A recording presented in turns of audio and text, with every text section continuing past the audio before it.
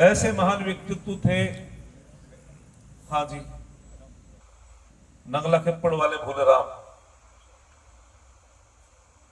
कि आर्य समाज के लिए समर्पित थे। और हम ज्यादातर दोनों ही मामा भांजे साथ में रहते थे, तो मैं इसलिए परिचय देना चाहता हूं। डॉक्टर सुनील के मामा भी वही है और मेरे मामा भी वही थे, इसलिए मेरी मौसी के पुत्र हैं। हाँ जी जी जी,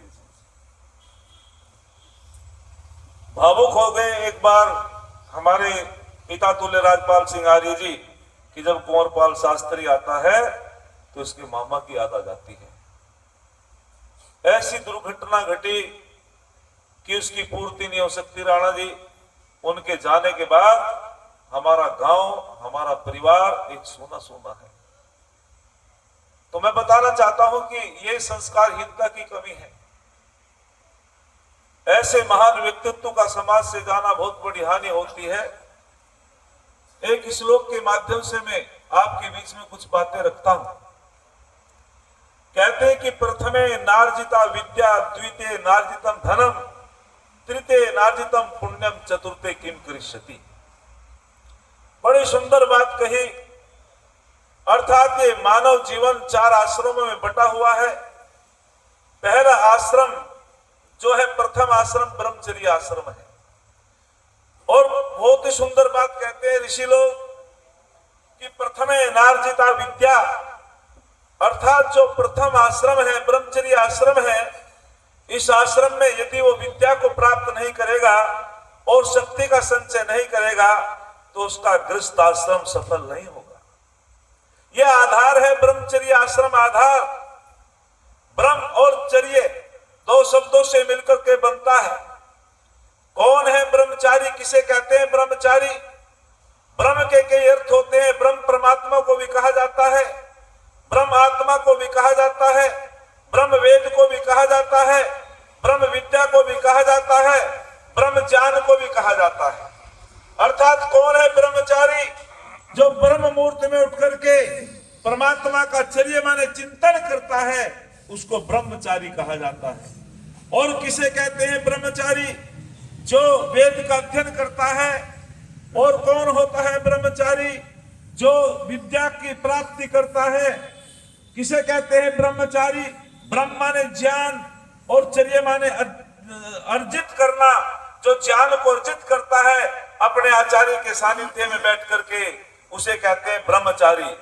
लेकिन कुछ लोग यहाँ भ्रमित हो जाते हैं।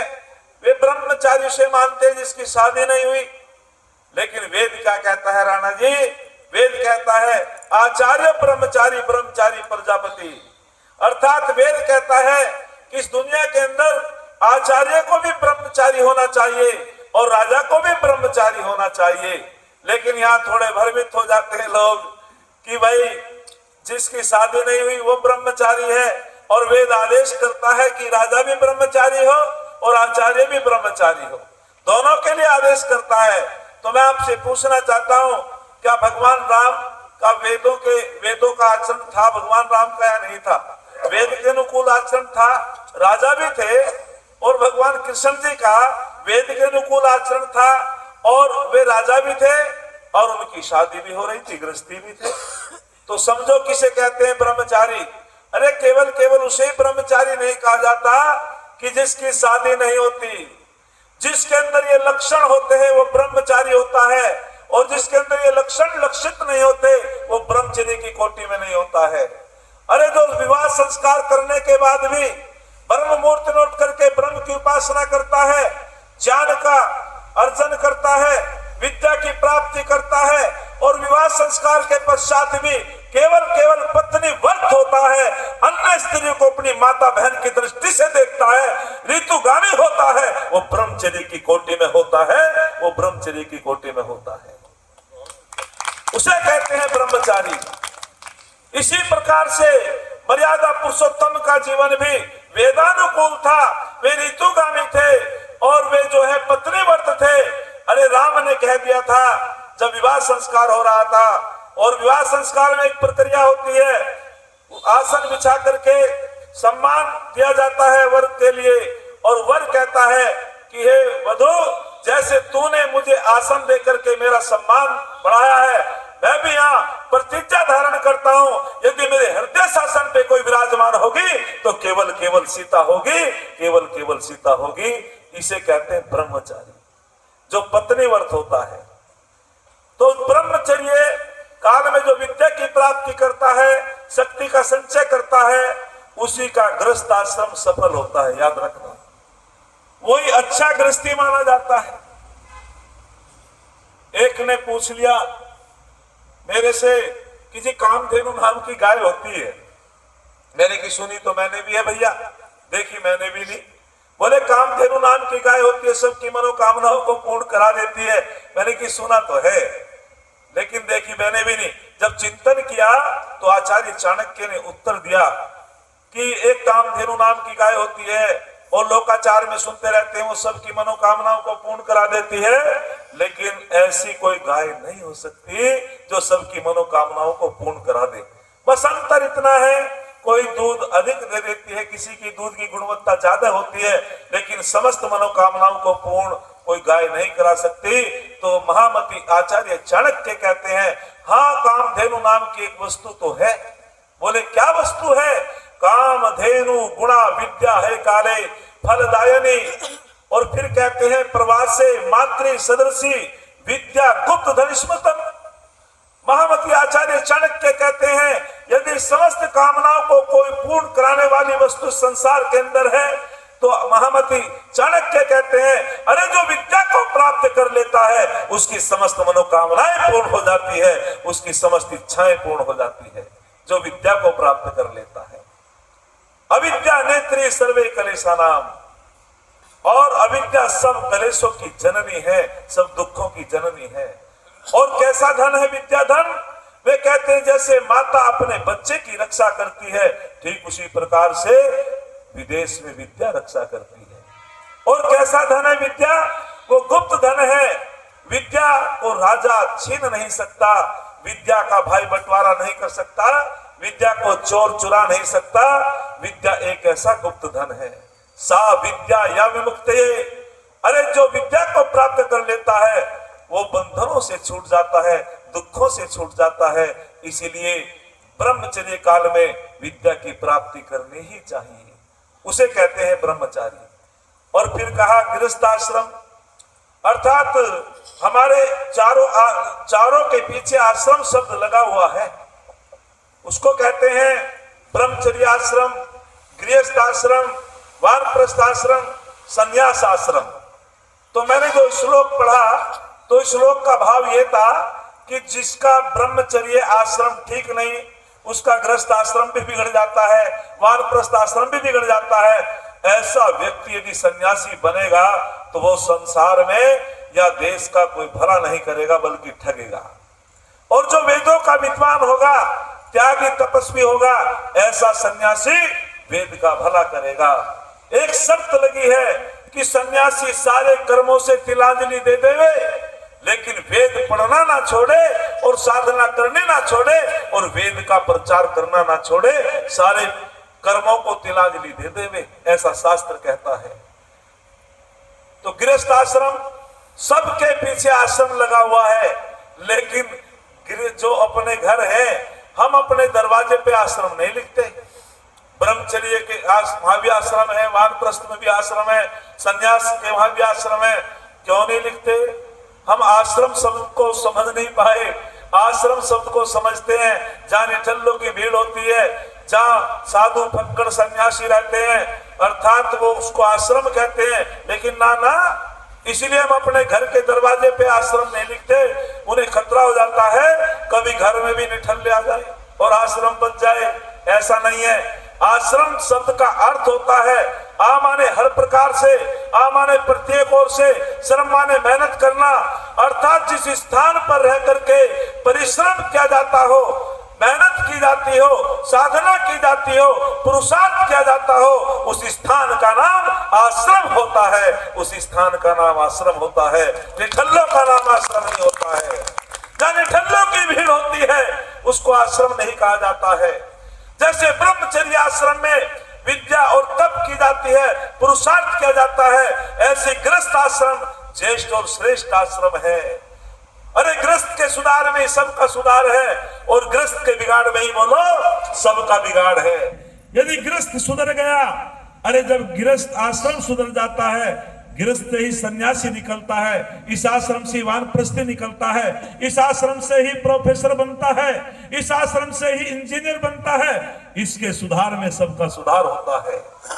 इसीलिए स्वामी दयानंद जी कहते हैं, क्या कमाल की बातें कहते हैं ऋषिवर।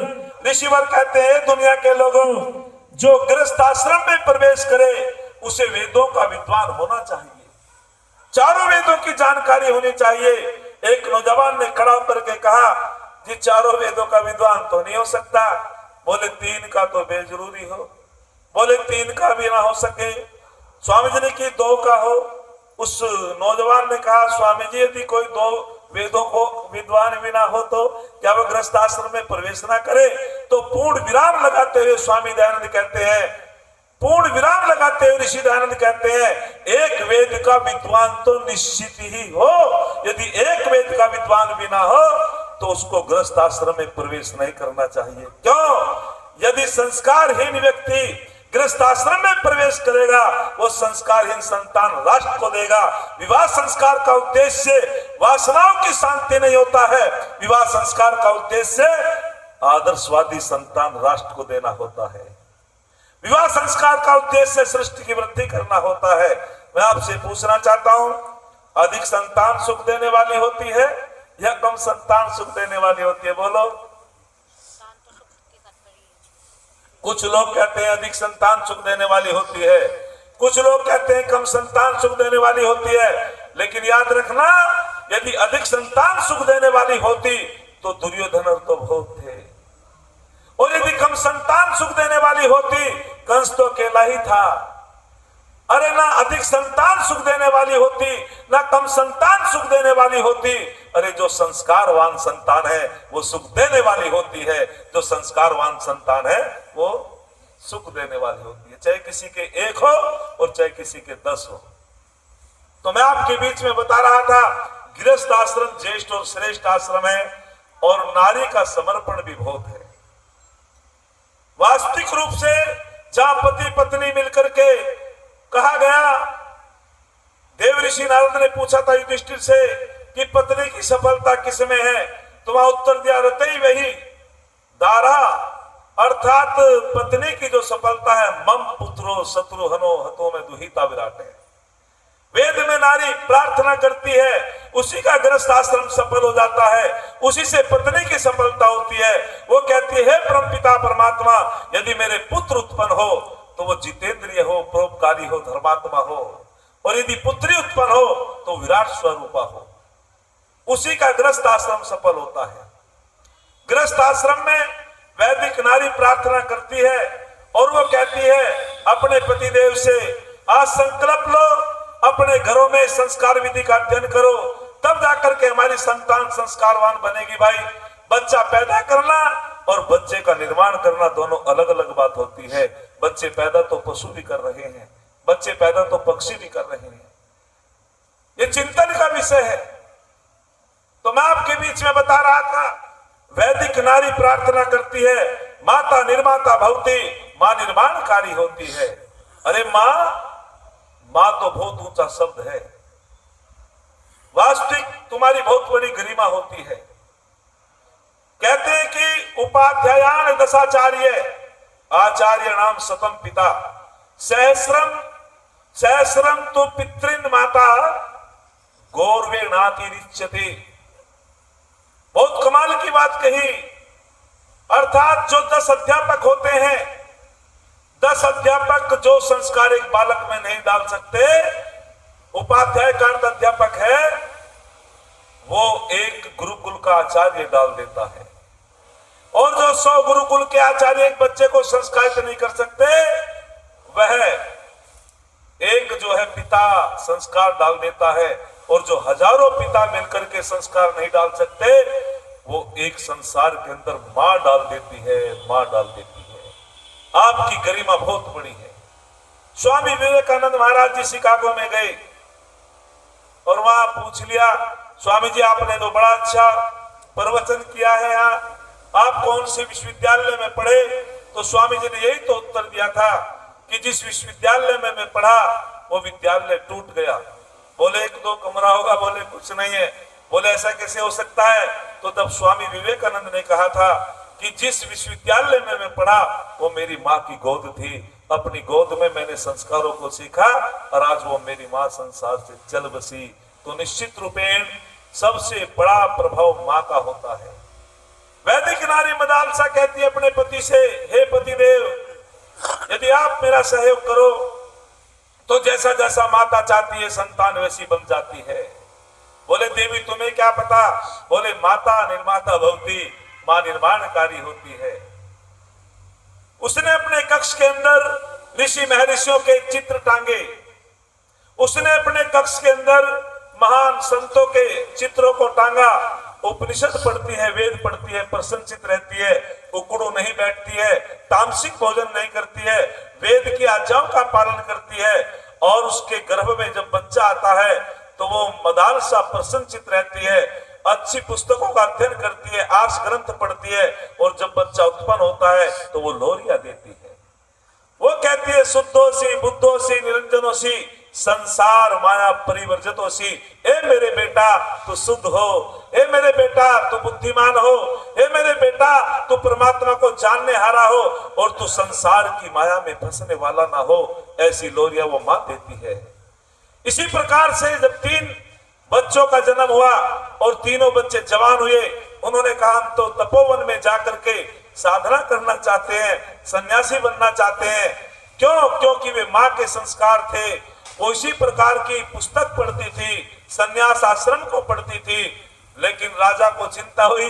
राजा ने कहा देवी यदि सारे बच्चे हमारे सन्यासी बन गए तो फिर राजकाज को कौन संभालेगा? बोले पतिदेव स्वामी जी आप जरा, मैं आपको विश्वास दिलाना चाहती हूँ, चौथा बच्चा सुयोग्य राजकुमार होगा। तो उसने फिर राजधर्म को पढ़ा, ब्रह्म नीति को पढ़ा, राजनीति को पढ़ा। राजनीति क्या सिखाती है? यथा राजा तथा प्रजा। लेकिन याद रखना ब्रह्म नीति राजनीति से भी ऊपर की होती है। ब्रह्म नीति सिखाती है यथा प्रजा तथा राजा, अर्थात जिस प्रजा का मन मस्तिष्क संस्कारों से पवित्र होता है वो अच्छी प्रजा अच्छे राजा का ही चुनाव करती है। इसे ब्रह्म नीति कहते हैं, इसे राजधर्म कहते हैं।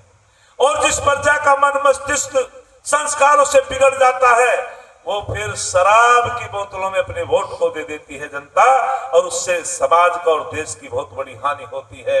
इसीलिए जिस प्रजा का मन मस्तिष्क पवित्र होता है, अंतःकरण पवित्र होता है, वो अच्छे राजा अच्छे प्रधान का ही चुनाव करता है। तो आज हमारी प्रजा का मन मस्तिष्क विकृत हो गया है, आज हम संस्कारों से गिर गए हैं। इसीलिए मैं आपके बीच में बता रहा था, चौथा बच्चा जब उत्पन्न हुआ वो सुयोग्य राजकुमार हुआ, अलर्क निर्मोही उसका नाम था, और उसने वेद के अनुकूल राज किया। मदालसा ने ये सिद्ध कर दिया माता निर्माता भवती, माँ जैसा जैसा चाहती है वैसी वैसी संतान बन जाती है। एक दृष्टांत देकर के अपनी वाणी को विराम देता हूँ। नारियों का समर्पण बहुत ऊंचा रहा। कहते हैं कि जगत गुरु शंकराचार्य और उनके साथ में जो बहुत बड़ा शास्त्रार्थ हुआ था पंडित मंडल मिश्र, और उनके जो मध्यस्थता करने वाली थी उनकी पत्नी भारती देवी, उन्हीं के एक शिष्य थे वाचस्पति मिश्र। वाचस्पति मिश्र संस्कृत का एक ग्रंथ लिख रहे हैं। बचपन में उनका विवाह संस्कार हो जाता है और वो ग्रंथ बहुत ही उसमें जो है गूढ़ सूत्र है। उनकी माता जी उनका सहयोग करती है। बालकपन में विवाह संस्कार हो जाता है। माता दीपक की व्यवस्था करती है, भोजन की व्यवस्था करती है। वाचस्पति मिश्र जो है अपने उस लेखन कार्य में लगे रहते हैं।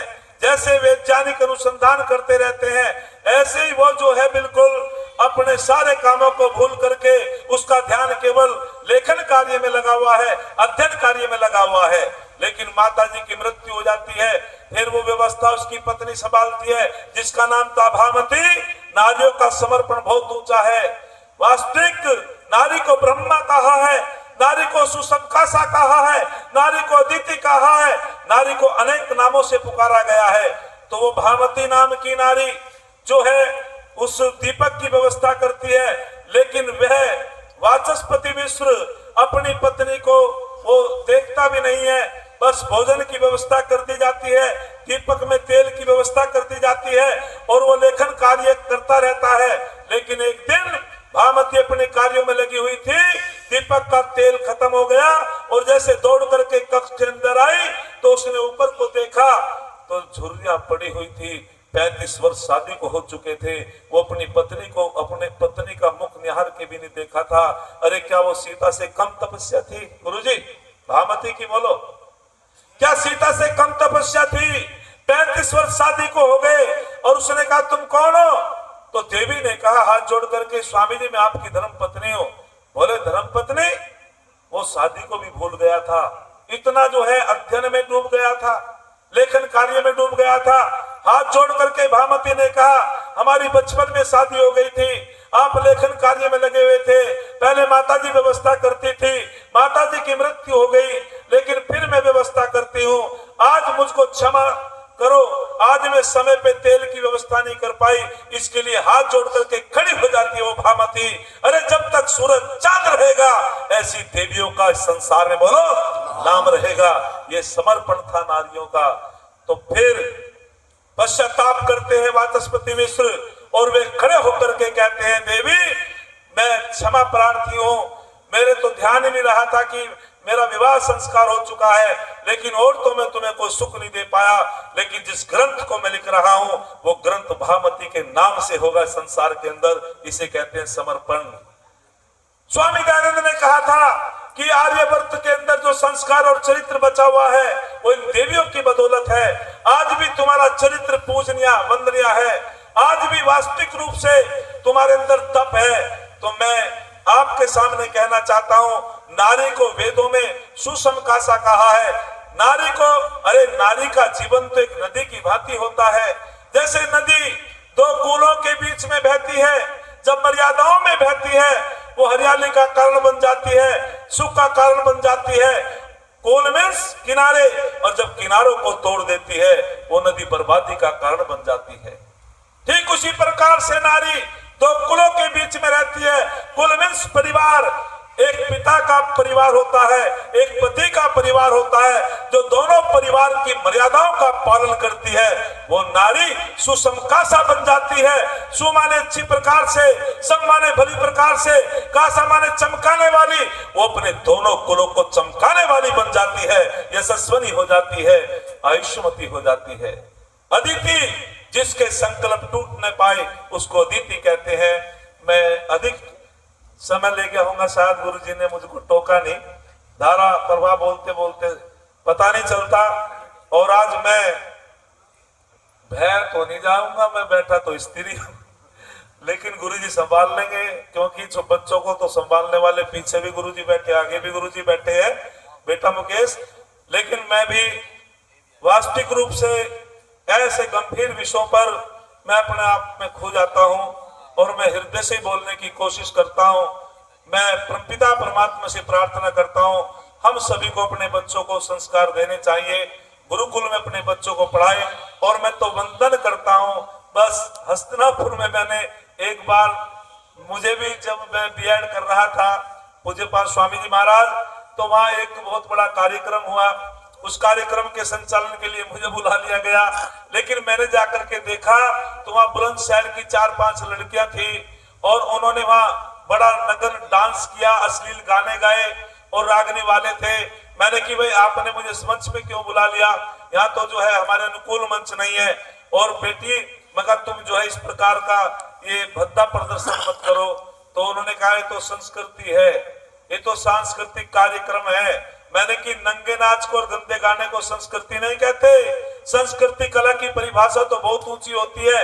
सांस्कृतिक कार्यक्रम उसे कहते हैं जिससे मन पवित्र होता हो, आत्मा पवित्र होती हो, उसी का नाम संस्कृति होता है, उसी का नाम सांस्कृतिक कार्यक्रम होता है।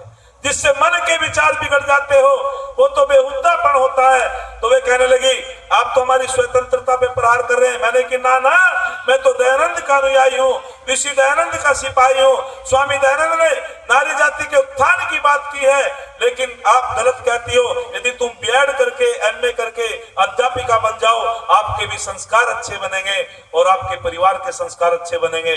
लेकिन वो फिर कहने लगी बस मेरे एक ध्यान छंद आ गया, मैंने कि सुन, आप अपनी गलती को स्वीकार नहीं करती, अरे कौन रोकता है, बेशक तुम मर्दों में रहो, कौन रोकता है, बेशक तुम मर्दों में रहो, लाजमी फर्ज है तुम्हारा कि तुम पर्दों में रहो, घर में रहो या खेत में रहो या सरकारी पदों पर रहो, जरा सोच के देखो तुम औरत की हदों में रहो, जरा सोच के देखो तुम औरत की हदों में रहो। इति ओम सम। आप लोगों का धन्यवाद।